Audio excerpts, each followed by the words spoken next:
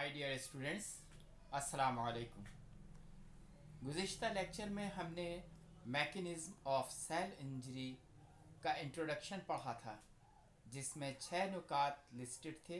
अब हम एक एक करके हर नुक्ते को तफसील से देखेंगे।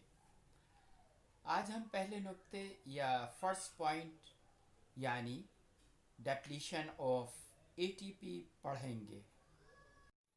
इस स्लाइड में ये समझाने की कोशिश की गई है कि एटीपी बनता कैसे है और किन वजूहात की बिना पर उसकी प्रोडक्शन कम होने लगती है। एटीपी ऑक्सीडेटिव फॉस्फोराइलेशन के प्रोसेस से बनता है, जिसमें वो एडीपी से एटीपी यानी एडिनोसिन डाइफॉस्फेट से एडिनोसिन ट्राइफॉस्फेट में कन्वर्ट होता है। ये एक नॉर्मल प्रोसेस है जो हर सेल में होता है, लेकिन इस प्रोसेस के लिए ऑक्सीजन की ज़रूरत होती है। तो जब ऑक्सीजन कम होती है तो एक ऑल्टरनेट प्रोसेस अमल में आता है जो एटीपी ग्लाइकोलाइटिक पाथवे से बनने लगता है। आमतौर पर किसी भी किस्म की इंजरी एटीपी जनरेशन को नुकसान पहुंचाती है, जिसमें हाइपोक्सिक इंजरी और केमिकल इंजरी सबसे अहम है, और इनका नतीजा होता है एटीपी की प्रोडक्शन में कमी वाक़ होना। Causes of ATP depletion: reduced supply of oxygen, reduced supply of nutrients, mitochondrial damage, toxins, for example cyanide। ATP कम होने की वजूहात में सबसे अहम वजह तो ऑक्सीजन की कमी है। फिर दीगर न्यूट्रिएंट्स की कमी भी एटीपी की कमी का बास बन सकती है। इसके अलावा किसी भी वजह से माइटोकॉन्ड्रिया का डैमेज हो जाना या टॉक्सिन्स यानी जहरीले मादे जैसे कि साइनाइड वगैरह भी एटीपी की प्रोडक्शन पर असरअंदाज होते हैं। कॉन्सिक्वेंसेस ऑफ एटीपी डेप्लीशन यानी एटीपी की कमी की वजह से जो नताइज सामने आएंगे वो ये हैं: sodium potassium ATPase pump, anaerobic glycolysis, failure of calcium pump, reduction in protein synthesis, unfolded protein response, necrosis. अब हम एक एक करके अगली स्लाइड में इन्हें समझाएंगे। Sodium potassium ATPase pump. ATP कम होने की वजह से सोडियम पोटेशियम एटीपेस पंप की एक्टिविटी कम हो जाएगी, जिसकी वजह से सोडियम सेल के अंदर जबकि पोटेशियम उल्टा सेल के बाहर खारिज होने लगेगा। सोडियम के साथ पानी यानी वाटर मॉलिक्यूल भी अंदर आएंगे और इसके नतीजे में पूरा सेल और ख़ासकर एंडोप्लाज्मिक रेटिकुलम भी डायलेट हो जाएगा। Sodium potassium ATPase pump. ATP कम होने की वजह से सोडियम पोटेशियम एटीपेस पंप की एक्टिविटी कम हो जाएगी, जिसकी वजह से सोडियम सेल के अंदर जबकि पोटेशियम उल्टा सेल के बाहर खारिज होने लगेंगे। सोडियम के साथ पानी यानी वाटर मॉलिक्यूल भी अंदर आएंगे और इसके नतीजे में पूरा सेल और ख़ासकर एंडोप्लाज्मिक रेटिकुलम भी डायलेट हो जाएगा। Potassium ATPase pump.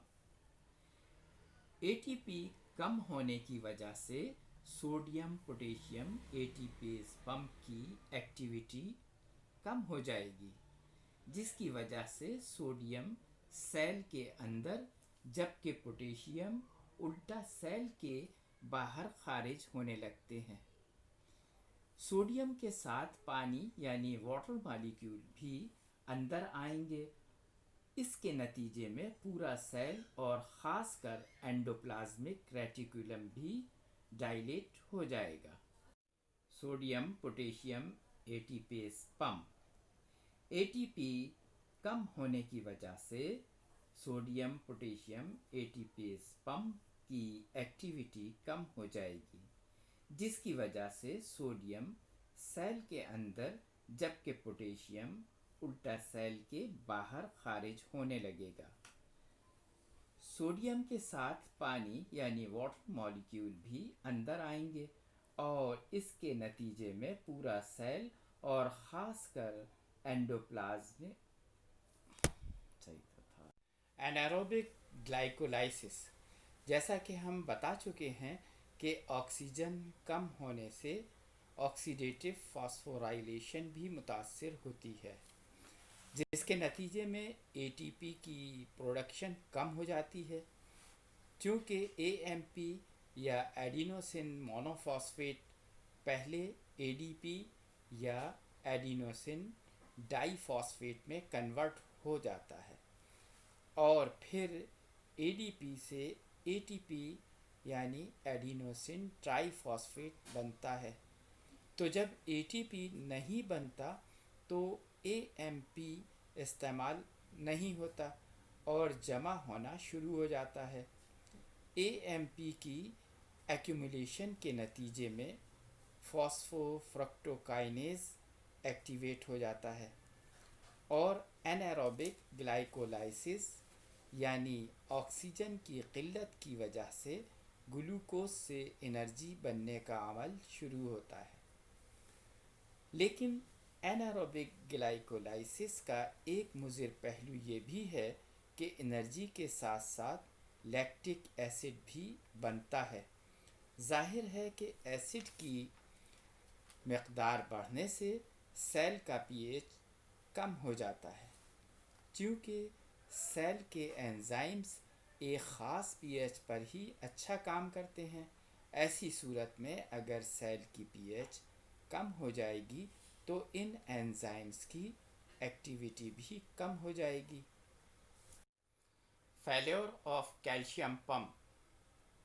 एटीपी की कमी की वजह से सेल के कैल्शियम पंप भी काम करना छोड़ देते हैं, जिसके नतीजे में कैल्शियम सेल के अंदर जमा होना शुरू हो जाता है। इस तरह माइटोकॉन्ड्रिया को भी नुकसान पहुंचता है। सेल के बहुत सारे तबाहकुन एंजाइम भी कैल्शियम से एक्टिवेट हो जाते हैं। इसकी तफसील इंशाअल्लाह हम अगले लेक्चर में बताएंगे। Reduction in protein synthesis. ATP कम होने से राइबोसोम्स रफ एंडोप्लाज्मिक रेटिकुलम से अलग हो जाते हैं और प्रोटीन बनने का अमल भी रुक जाता है। Unfolded protein response. एटीपी की कमी की वजह से प्रोटीन ठीक तरह से नहीं बन पाते और उनकी मिसफोल्डिंग होना शुरू हो जाती है, और जब ये डिफेक्टिव प्रोटीन सेल में जमा होना शुरू हो जाते हैं तो सेल के लिए एक नुकसानदेह रद्द-ए-अमल सामने आता है, जिसे अनफोल्डेड प्रोटीन रेस्पॉन्स कहते हैं। नेक्रोसिस।